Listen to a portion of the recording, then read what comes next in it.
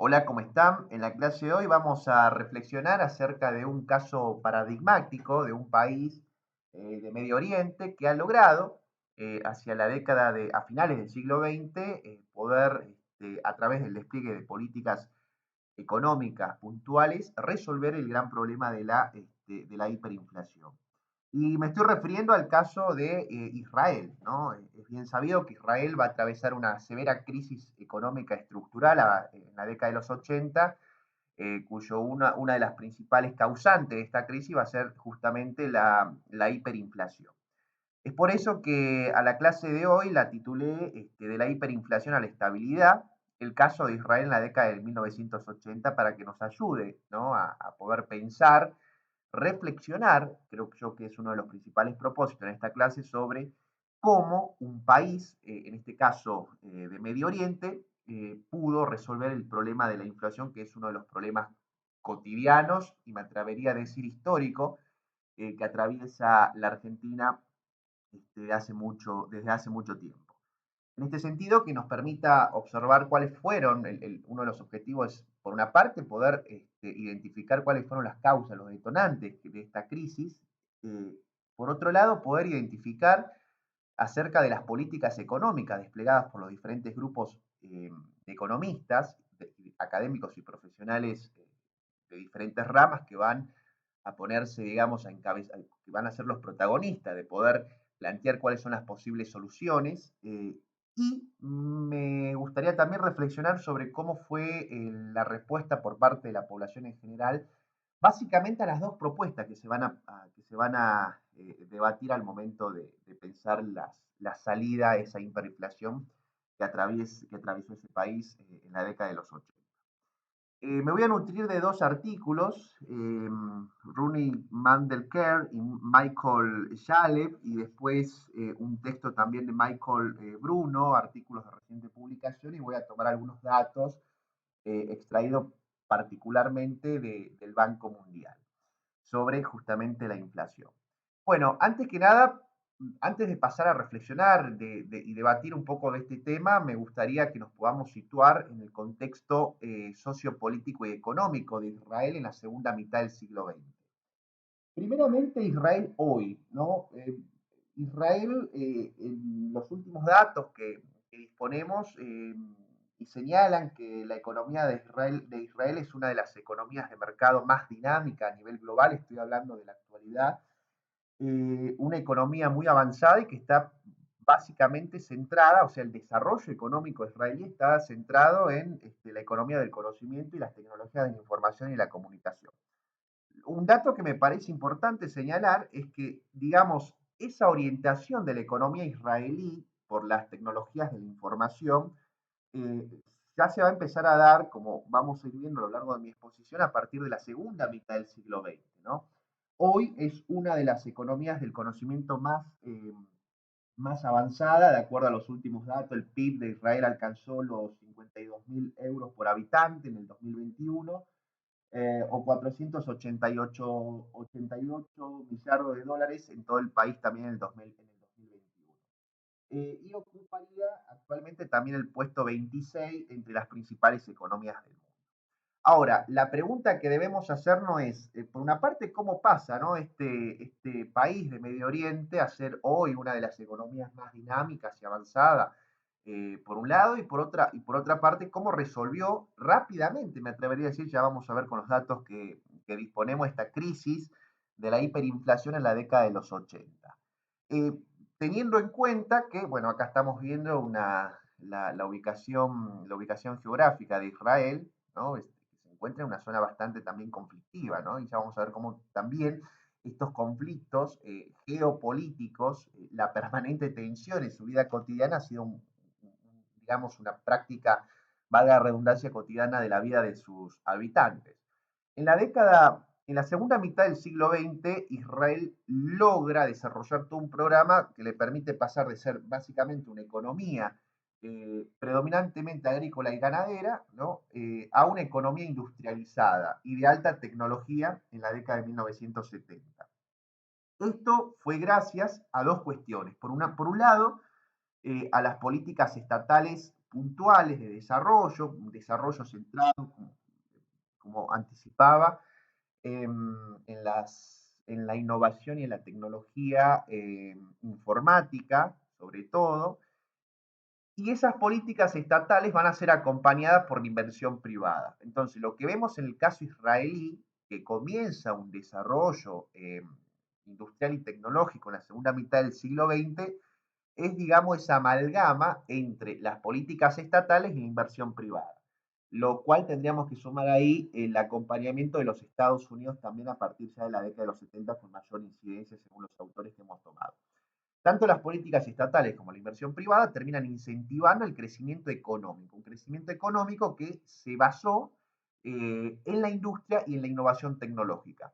Entonces, fíjense ya cómo en la segunda mitad del 20, ya casi fines del 20, mejor dicho, la industria y la innovación tecnológica están de alguna manera enmarcadas en políticas estatales e inversión privada, empiezan a llevar a cabo el desarrollo económico israelí que permite que hoy sea una de las economías de mercado más avanzada, que está basada justamente en la economía del conocimiento, ¿no?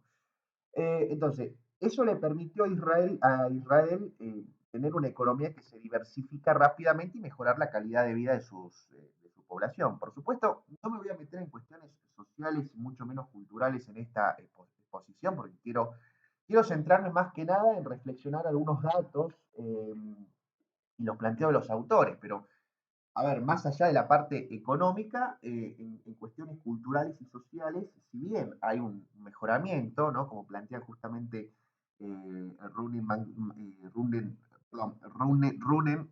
Mandelker y Michael Shaleb, si bien hay una mejora económica, no obstante, estos autores tampoco se van a meter en las cuestiones culturales de grupos y el fuerte componente religioso que va a tener la sociedad israelí, que hace en gran medida que el conflicto, las tensiones entre las diferentes creencias sea una cotidianidad hasta el día de hoy en este país, ¿no? Entonces, en el ámbito geopolítico, bueno, hablando en términos económicos, esto permite mejorar la calidad de vida de sus habitantes, pero no obstante también, como yo lo había anticipado, esta ubicación geográfica de Israel eh, la ubica en una zona muy conflictiva, ¿no? Y experimenta una serie de conflictos y transformaciones importantes, que en gran parte estos conflictos, armados muchos de ellos, van a incidir en lo que después va a ser la crisis de la hiperinflación, que me anticipo, esa crisis de la hiperinflación vendría a ser como un corolario de la crisis del petróleo también, ¿no? Eh, por esto, o sea, Israel está también en una franja territorial donde hay disponibilidad de recursos petrolíferos importantes. Y hay también el interés de algunos países como los Estados Unidos y otros países del norte atlántico. Entonces, en el ámbito geopolítico, en la segunda mitad del 20, Israel atraviesa, por ejemplo, o enfrenta, mejor dicho, la Guerra de los 6 días. Esto ocurre en 1967. Israel termina imponiéndose ante Egipto, Jordania y Siria, y esto tiene como resultado la obtención de todo lo que es la franja de Gaza, ¿no? Cisjordania, Jerusalén Oriental, los Altos de Galán y la península de Sinaí, que es una zona geográfica hasta el día de hoy con amplia disponibilidad de recursos petrolíferos. En materia de política al interior de este país, también en la segunda mitad del siglo XX comienza con algunas transformaciones profundas. Una de ellas tiene que ver con un cambio, ¿no? En el liderazgo político de este país de Medio Oriente, porque hacia 1977 termina ascendiendo los conservadores que estaban liderados por Machem Begin, ¿no? Perdón, Menachem Begin, quien termina convirtiéndose en el primer ministro de 1977.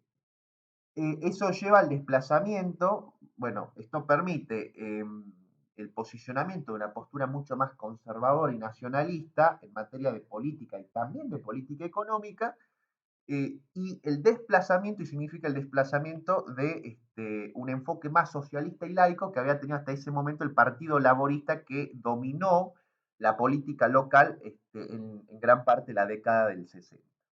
Entonces, en ese contexto, de grandes transformaciones, como podemos observar, sociopolíticas y económicas de la segunda mitad del siglo XX, va a acontecer la crisis económica de los 80.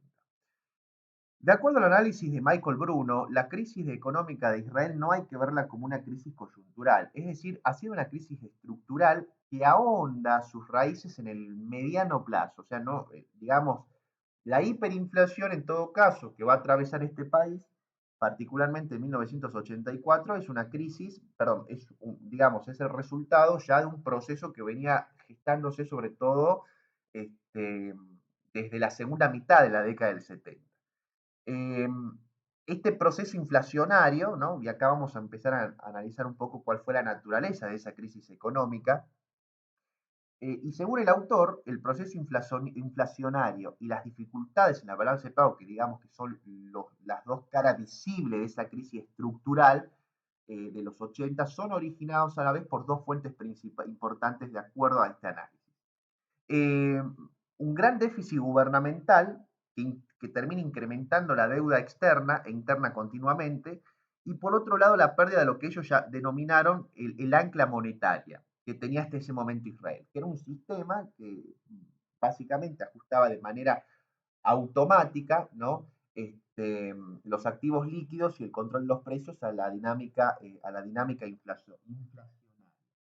Entonces, ¿qué es lo que nosotros tenemos acá como resultado de todo esto? Que a mediados de 1985, esta crisis económica estructural de Israel alcanza nuevos niveles, o sea, niveles de inflacionarios muy vertiginosos, como ya vamos a ver cuando presente algunos datos disponibles en el Banco Mundial. Si bien hubieron algunos intentos anteriores de estabilización para poder poner freno, ¿no?, a esta crisis que venía en ascenso, pero todos estos intentos de estabilización fracasaron. Esto nos lleva a preguntarnos también en esta exposición sobre el porqué del relativo éxito, saquemos relativo porque ya vamos a ver los datos, fue muy exitoso el plan de estabilización que lleva a cabo el equipo económico. Eh, ¿Por qué triunfa, ¿no?, este plan de estabilización y en qué estuvo basado en relación a los anteriores intentos de estabilización que terminan fracasando? Israel estaba perdiendo muy rápidamente sus reservas internacionales debido justamente a la fuga de capitales y a pesar de una reciente mejoría en la balanza de pago comercial que se da en la década de 1984, entre el 83 y el 84, la inflación aumentaba una tasa del 10% al 15% mensual. O sea, el incremento de la tasa de inflación era imparable. Y acá tengo algunos datos para poder presentar. El 1 de julio, el gobierno va a adoptar finalmente un amplio programa de emergencia para lograr la estabilización y la recuperación de la economía, el cual va a tener consecuencias dramáticas, al menos en el muy corto plazo. Y vamos a ver, me voy anticipando, vamos a ver cómo. En pocos meses, esta inflación que parecía imparable, fue reducida a 1 o 2% mensual. Por otro lado, las reservas de divisa aumentan rápidamente a pesar de las drásticas medidas de política monetaria y de contracción fiscal, donde van a estar apuntada este plan de estabilización. El promedio de desempleo no aumentó más allá de 2 puntos porcentuales sobre el nivel anterior a julio. Un caso que me parece interesante debatir, que plantean acá los autores, es que si bien vamos a tener un vertiginoso incremento de la inflación, no obstante, los salarios reales de los trabajadores, digamos, de la PEA, ¿no?, de la población económicamente activa, se van a mantener relativamente altos, lo cual para algunos autores, como justamente Yalev, la crisis inflacionaria no se va a sentir tanto en la población en general como tal vez en las políticas gubernamentales. Bien, entonces, vuelvo a esto. La prolongada crisis económica se va a manifestar en tres aspectos claves. Esta crisis, por una parte, un estancamiento del crecimiento del Producto Real, ¿no?, que venía ya cuando se comienzan a aplicar las políticas, este, estas políticas económicas de desarrollo basada en la innovación tecnológica, hay un aumento, digamos, del PIB real, hay un aumento de las tasas de crecimiento, pero que ante esta crisis se van a ver limitadas. Hay un incremento también en el aumento del consumo privado y público frente al estancamiento en el producto, lo cual va a conducir a una reducción de la inversión, ¿sí? Y esto tiene consecuencias, por supuesto, en la balanza de pagos y a la vez, al haber una, digamos, una retracción en la balanza de pago, esto va a llevar a una carestía de crisis de liquidez, sobre todo crisis de liquidez de moneda extranjera, ¿no? Que es uno de los problemas. O sea, lo que plantea Bruno, por ejemplo, es que dos han sido realmente los elementos que hay de fondo detrás de la crisis económica de 1980, que es el proceso inflacionario, perdón, y las dificultades que va a atravesar en la balanza de pago israelí. Y por supuesto, el tercer elemento, que es la elevada aceleración de la inflación, que ya no hablamos de inflación, sino hablamos de una hiperinflación en realidad. Bueno, veamos entonces algunos de los rasgos generales de la crisis antes de pasar a hacer un análisis un poco más detallado. Eh, los datos que tenemos son alarmantes, porque Israel experimenta una hiperinflación, ¿no? Llega a alcanzar un pico del 445% en 1984. O sea, en 1984 es el momento de mayor, es el momento donde alcanza esta hiperinflación el punto más álgido, ¿bien? Por supuesto, una inestabilidad económica, inflación y devaluación constante de la moneda van a crear una gran inestabilidad económica, lo cual, como venía anticipando, esto dificulta el crecimiento, o sea, termina impactando en las tasas de crecimiento que experimentaba este país de Medio Oriente desde hace algunos años, ¿no?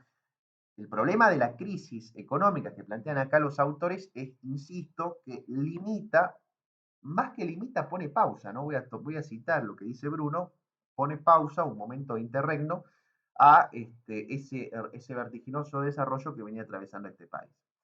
El gobierno israelí lleva a cabo una política fiscal expansiva con altos niveles de gasto público y déficit fiscal. Esto contribuye justamente a la creciente inflación. Y como veníamos anticipando, tiene una consecuencia negativa en la balanza de pago, el país va a incrementar la dependencia de las importaciones, ¿no? Eh, en realidad, hasta ese momento Israel tenía una economía altamente dependiente de las importaciones. Por lo tanto, hizo que el aumento de los precios en el mercado mundial se reflejaran rápidamente en la economía doméstica local. Y por supuesto hay un deterioro en la confianza de la moneda local, ¿no? La alta inflación, la devaluación constante de la moneda local eh, llevan a la pérdida de confianza del dinero fiduciario de este país y a la vez esto contribuye a la inflación y a la mayor volatilidad. Lo que me parece interesante rescatar acá es que si bien nosotros observamos que la población en general, como plantea Bruno y Yalev, la población en general va a mostrar su desconfianza hacia el peso local, ¿no? Que es en ese momento es el shekel israelí, lo cual contribuye a una mayor inflación y volatilidad económica. No obstante, y acá me voy adelantando un poco, porque uno digamos, de los programas que está circulando para poder hacer frente a la hiperinflación es el tema de la dolarización. Ni la población ni gran parte de la clase política se va a mostrar favorable a un programa de dolarización.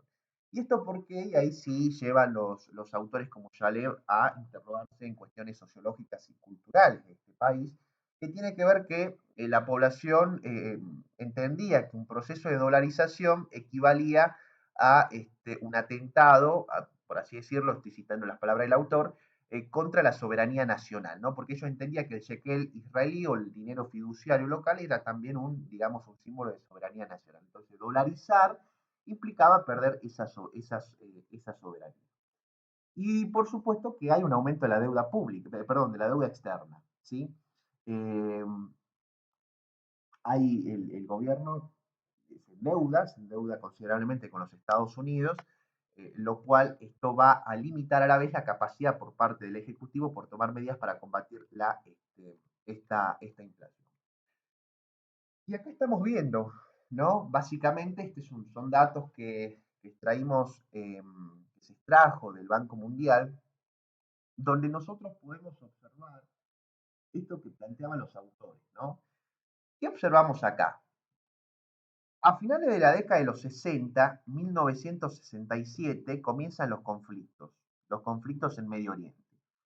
De acuerdo a los planteos de los autores, los conflictos bélicos y los cambios geopolíticos que estaban aconteciendo en Medio Oriente van a influir fuertemente en la inflación israelí, ¿sí? Entonces, observamos que la inflación va a atravesar diferentes etapas. es un proceso creciente, o sea, la inflación crece vertiginosamente después, empieza su tendencia al crecimiento a aumentarse después de los conflictos bélicos, ¿no? Entonces, por ahí también la importancia que le dan estos autores a la situación del conflicto y también el control por los recursos petrolíferos. Observamos que a partir de la década de los 70 comienza el ascenso de la inflación, eh, aumentando una tasa del 10% al 15%, hasta que en el año 1984, entre el 84 y el 85, finalmente la inflación va a llegar al 373%. O sea que entre el 83 y el 84, como podemos observar acá, la hiperinflación llega a su momento de mayor, ¿no? De mayor inflexión, ¿sí? Pero, no obstante, esta crisis que, como plantean estos autores, se habría iniciado más o menos, y los datos nos corroboran esto, en la década de los 70, después de la guerra entre Israel, Egipto y Siria, perdón, y la subsiguiente crisis del petróleo, Israel, como podemos observar acá, entra en este periodo de estanflación, ¿sí? O sea, cuando comienza a incrementarse la inflación, en esta época, eh, el incremento de la inflación es acompañada por una reducción en las tasas de crecimiento. Por lo tanto, la economía va a atravesar ese periodo de inflación severo, ¿no? Y acá tenemos algunos datos que se lo puede corroborar en esta curva. En el año 1970, ya, acá a principios de la década de los 70, la inflación alcanzaba el 40%. O sea que ya a finales de la década de 1970 casi estamos rondando los 400%. Esta inflación, como habíamos anticipado, va acompañada por un déficit en la balanza de pagos. Sin embargo, ya sale, debido al crecimiento del sector público militar, ¿no? Como consecuencia de los conflictos armados, y civil, el mercado laboral, al menos hasta la década de 1980, se va a caracterizar por el pleno empleo. Lo cual, como plantea Bruno, por ejemplo, a pesar de la crisis inflacionaria, esta crisis no se va a sentir tanto en el bolsillo de las personas, ¿no? Porque al menos hasta el 80 vamos a tener pleno empleo, tenemos, digamos, hay un crecimiento de los sectores públicos militar y civil, ¿bien? Eh, no se va a sentir tampoco para muchos, o sea, digamos, este pleno empleo hace que para muchos sectores de la población la inflación parecía poco amenazante. Además, esto va acompañado por altos salarios, que incluyen, entre otras cosas, estos salarios, asignación por costo de vida, tasas de impuestos sobre la renta, instrumentos de alguna manera de ahorro indexado. Entonces, como decía anteriormente, y voy a volver a tomar lo que plantea Bruno, la crisis inflacionaria en Israel se va a sobresentir sobre todo en una cuestión de políticas gubernamentales y que va a llevar a cabo y que va a requerir de políticas económicas que vayan más allá de políticas, digamos, clásicas, ¿no? Como vamos a ver oportunamente. Pero también lo que nos muestra este gráfico, porque ahora ya vamos a ver cómo hace Israel, ¿no? O sea, cuáles son, digamos, las políticas económicas llevadas a cabo por este, por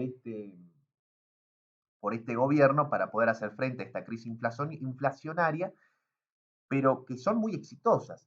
Porque si nosotros observamos acá, una vez que alcanza el pico máximo en 1984, la inflación empieza a descender drásticamente, hasta alcanzar incluso picos inferiores a lo que teníamos en 1960, ¿no? Cuando más o menos la inflación estaba estable. Algún paréntesis, o sea, hoy en la actualidad, después de la crisis económica global del COVID-2020, en los últimos, recientemente Israel comienza a experimentar algunos indicios también de inflación, pero por supuesto que no es, o sea, si bien para las tasas de inflación que están acostumbrados en ese país resultan un poco alarmantes, no son en comparación a las tasas de inflación que tenemos en Argentina, por supuesto que son mucho menores. Bueno, entonces, la crisis de inflación se origina de este modo, ya sabemos que paradójicamente en el bolsillo por allí de la PEA no se va a sentir de manera muy pronunciada, los salarios se van a mantener elevados, los salarios reales aumentan inclusive. Esto se va a producir gracias a la indexación y a las negociaciones también que va a llevar a cabo el gobierno con el sector privado, ¿no? Entonces, en este sentido, la política macroeconómica que va a empezar a desplegar el gobierno va a oscilar entre la reducción de la inflación y mejorar la balanza de pago, ¿sí? Y vamos a tener, acá está, la respuesta a la crisis, de acuerdo a Mandelker y Shalev, las políticas económicas para poder hacer frente a esta crisis inflacionaria van a desafiar tanto la ortodoxia neoliberal, que estaba muy fuerte en esa época, como las políticas keynesianas que gradualmente comenzaban a retroceder en relación a las políticas económicas más de la ortodoxia neoliberal. Entonces, en este sentido no se toma ni políticas neoliberales ni tampoco políticas keynesianas. Se avanza, digamos, según los autores, hacia un cambio de paradigma en las políticas económicas más centradas en el actor. Y acá dos cosas que me parecen interesantes rescatar de los autores. Insisto, que las políticas económicas que lleva a cabo Israel no se podría haber logrado sin, digamos, el apoyo, o más que apoyo sería que hubo una buena propaganda por parte del gobierno, las políticas económicas desplegadas, lo cual a la vez generó un apoyo popular, ¿no? Un apoyo por parte de la población a las políticas económicas que estaba llevando al gobierno. Aunque en un primer momento la población en general tenía sus propias críticas, pero después con un importante recursos propagandísticos, la mayor parte de la población va a apoyar, a acompañar y a colaborar a los autores en estas políticas económicas desplegadas. Las dos propuestas son similares. Otra cosa a tener en cuenta es que las dos propuestas parten de los mismos objetivos y parten también de una coyuntura inestable en condiciones sociales e institucionales con resultados, perdón, en condiciones sociales e institucionales muy desfavorables, ¿no? Para llevarla a cabo. Sin embargo, van a tener resultados divergentes. Vamos a tener, por un lado, la propuesta de dolarizar la economía israelí. El plan de dolarización va a surgir en el año 1983. Y por otro lado tenemos el plan de estabilización de 1985. Ambas propuestas, dicen los autores, son innovadoras y rompen con los enfoques clásicos o simplistas sobre las políticas económicas. Sin embargo, lo que me parece interesante del artículo de estos autores es que van a ir más allá de la cuestión económica y se van a preguntar cuáles fueron los recursos, tanto relacionales como de influencia de poder, que tuvieron los equipos económicos en cuestión para poder hacer, ¿no? Para poder hacer que sus ideas se conviertan en políticas económicas. Mejor dicho, cuáles fueron las estrategias, las artimañas desplegadas por estos grupos para lograr convencer a los tomadores de decisión que conviertan sus ideas en políticas económicas. Entonces, ahí los autores se meten a ver cuál es ese entramado de vínculos y de influencia, de poder que va a disponer cada uno de estos grupos. Grupos de economistas, de académicos, de profesionales y de generador de opinión pública, que ya lo voy a ir citando algunos de los principales protagonistas, y no van a buscar competir entre sí. Es decir, de hecho, él propone, hay algunos economistas que van a participar en el grupo de los que están a favor de la dolarización, que comparten lugar de trabajo con economistas que están participando en el plan de estabilización. Entonces, no hay una competición por los grupos. Pero los autores sostienen que tenemos que ver, digamos, para poder explicar por qué se lleva a cabo el plan de estabilización y no el de dolarización, tenemos que ver dos factores. Uno, el capital de influencia que tenía el grupo del plan de estabilización. Y dos, un poco comprender las características culturales y sociales de la sociedad israelí. Bien, entonces, en este sentido, el plan de estabilización incorpora una innovación técnica sin precedentes. ¿Por qué? Porque sostiene que para lograr la estabilidad, la restricción fiscal y monetaria tendrían que ir acompañados por un anclaje monetario, ¿sí? Vamos a ver entonces. Ambos planes comparten algunos rasgos comunes, como por ejemplo vincular los precios locales a los precios de la moneda extranjera. Estoy hablando particularmente del dólar. O sea, el tema del dólar, de la moneda extranjera, está presente, ya sea en el plan de dolarización, que directamente quiere dolarizar la economía, quería dolarizar la economía israelí, y también está presente en el grupo del plan de estabilización. Ahora, dos, no tenemos que ver a estos grupos, ¿no? Que conforman ambos planes económicos como grupos homogéneos. Tal vez, dicen los autores, el grupo de la dolarización es un grupo un poco más homogéneo. Sin embargo, en el plan de estabilización existen dos vertientes claramente diferenciales. Por una parte están aquellos académicos que pensaban o que instruían en congelar el tipo de cambio, y por otro lado están los académicos que tenían como propósito prohibir al Banco Central el otorgamiento de préstamos al gobierno para financiar ese déficit, ese creciente déficit que se había originado a causa de la inflación. El programa de estabilización, perdón, va a marcar un cambio significativo en este sentido en relación a, en relación a, en relación a políticas económicas públicas eh, anteriores, ¿no? Vamos a ver entonces, ¿por qué marca un cambio significativo con respecto a planes anteriores? Porque van a buscar en el plan de, de estabilización abordar simultáneamente dos problemas estructurales, el problema de inflación y de déficit por balanza de pago. Anteriormente, digamos, las políticas económicas precedentes, si bien ya se buscó abordar el problema de la inflación o el problema de la balanza de pago, es decir, los programas anteriores ponían el foco solamente en uno de los problemas. Mientras que acá, digamos, la innovación, según los autores, está en que el equipo va a buscar resolver ambos problemas de manera conjunta. Y aparte van a aprender mucho los fracasos anteriores. O sea, antes de ponerse a elaborar el plan de estabilización, van a estudiar muy bien la historia de las políticas económicas desplegadas anteriormente para poder aprender así de cuáles fueron los factores que llevaron al fracaso de esas políticas. Y lo que decía anteriormente es central en el análisis bibliográfico de estos autores el recurso de poder de las coaliciones. Y esto me voy a detener un poco acá.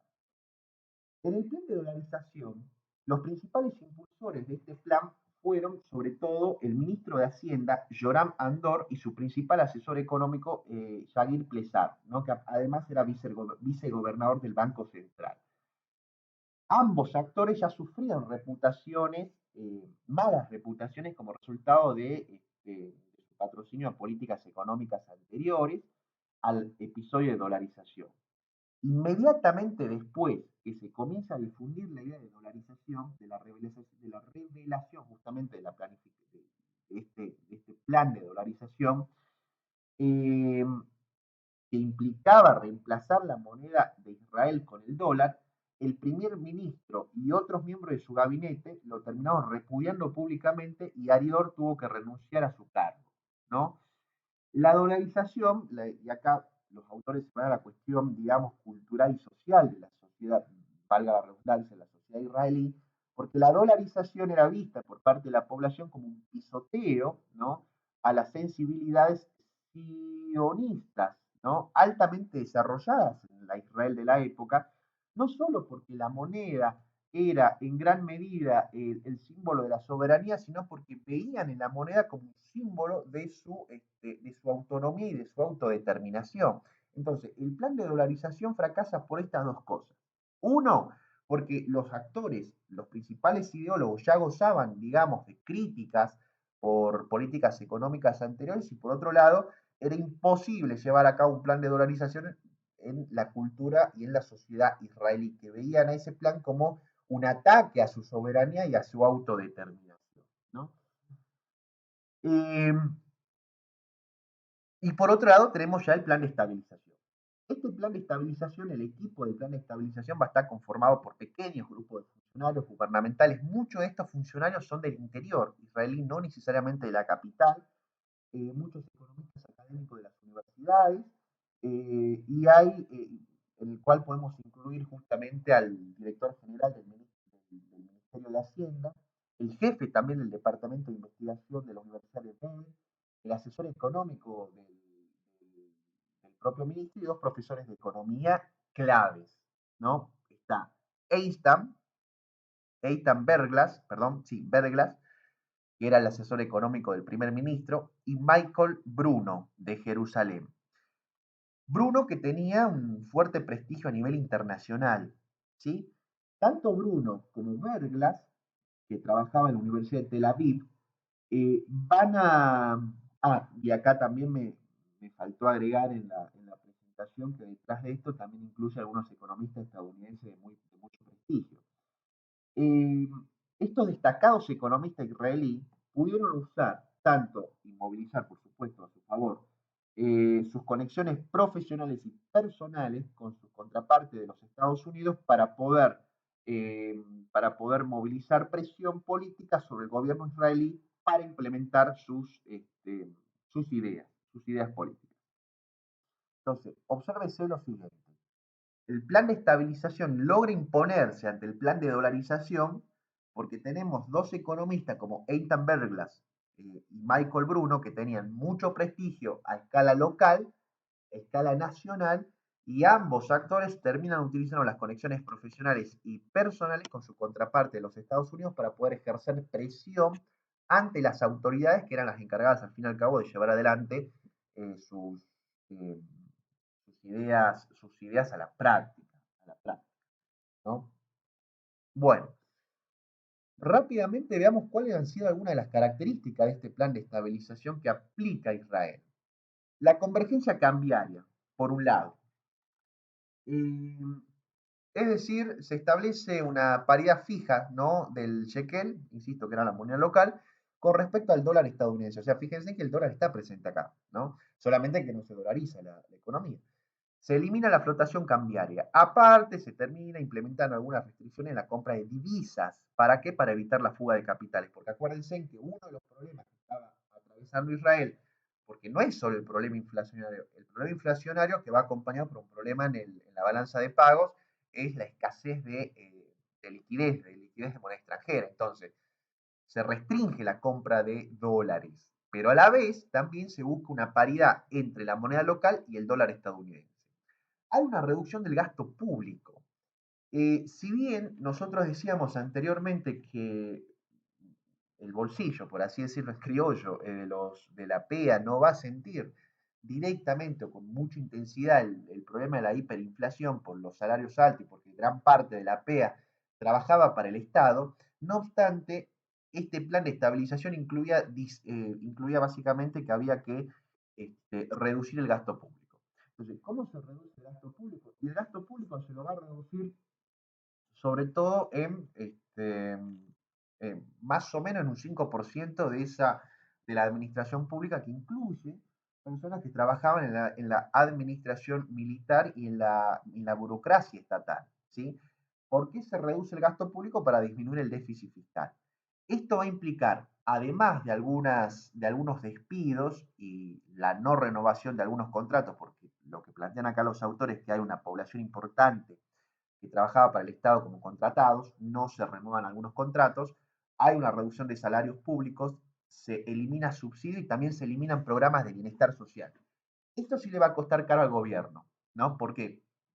Porque gran parte de la población israelí trabajaba para el Estado. O sea, la PEA, ¿no? Si bien la empresa privada, el sector privado era importante en Israel, pero un porcentaje considerable de esa población, el principal, digamos, el principal el empleador era el Estado. Por lo tanto, esto le va a costar al gobierno una mala imagen o el comienzo de una mala imagen y algunas protestas en la calle, ¿no? Esto sí va a generar algunos conflictos entre el gobierno y los diferentes sindicatos.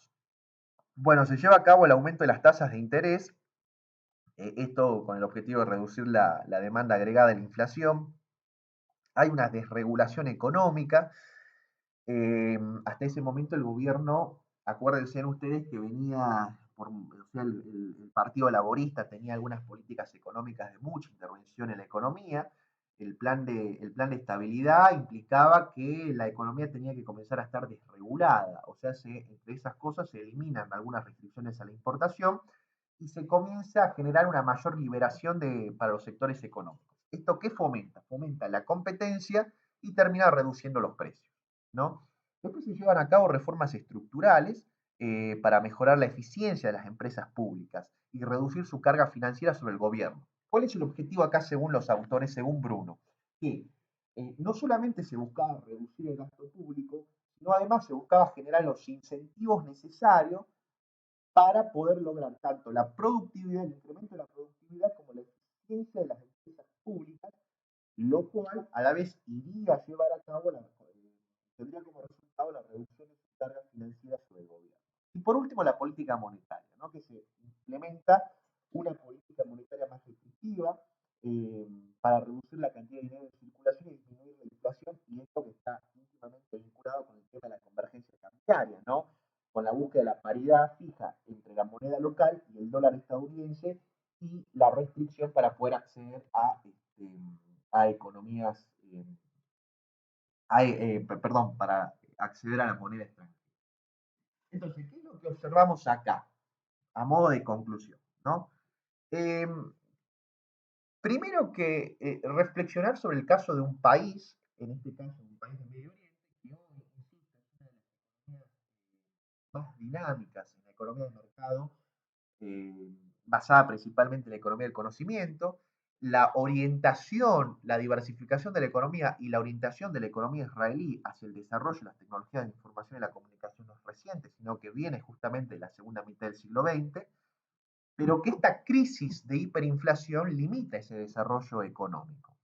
La crisis de la inflación, en el caso israelí, no va a tener una fuerte incidencia, por supuesto que va a tener incidencia, pero no una incidencia muy marcada en el bolsillo de la población económicamente activa, debido a políticas económicas preexistentes, ¿no? Como salarios altos, como una buena negociación entre el gobierno, los sindicatos y las empresas privadas.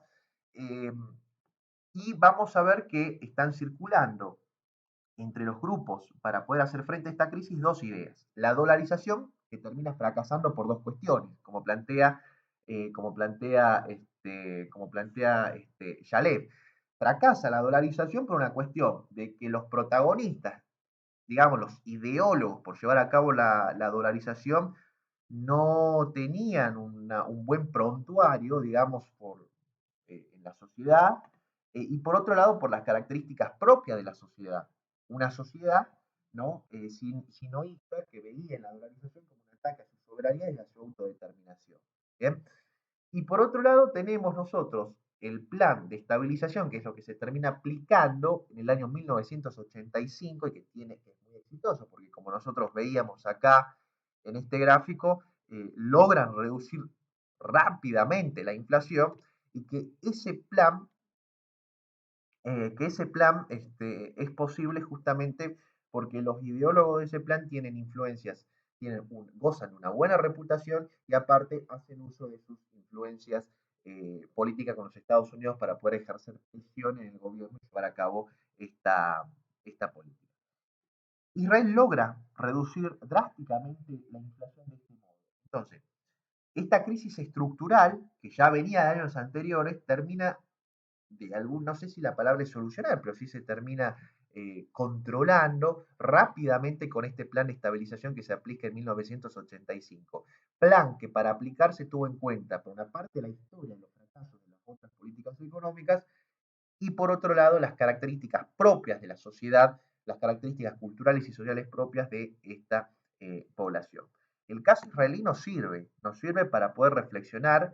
eh, el problema de la inflación es un problema cotidiano, tanto en países latinoamericanos, pero puntualmente en el caso argentino, ¿no? Entonces, este caso nos sirve para reflexionar y debatir algunas, o tomar conocimiento de algunas políticas económicas que se llevaron a cabo en este país para poder repensar el papel del Estado, el papel del sector privado, el papel de los actores y también de las cuestiones culturales y sociales para poder pensar cómo